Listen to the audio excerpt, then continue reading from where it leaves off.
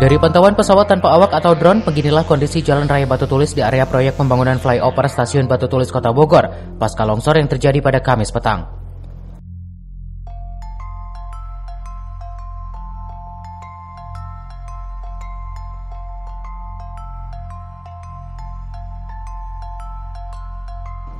Sebagian di antara longsoran sudah ditutupi terpal guna pengantisipasian guyuran hujan yang mengakibatkan longsor susulan.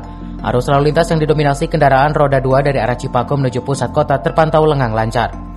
Sedangkan arus kendaraan dari arah Kota Bogor menuju Cipaku dan Cigombong khususnya roda 4 masih ditutup dan dialihkan memutar menuju kawasan perumahan Bogor Nirwana Residence atau BNR.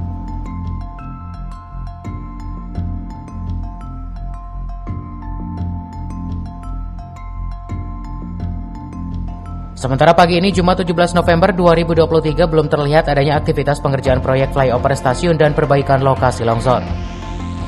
Dari Kota Bogor, Herman Bons melaporkan.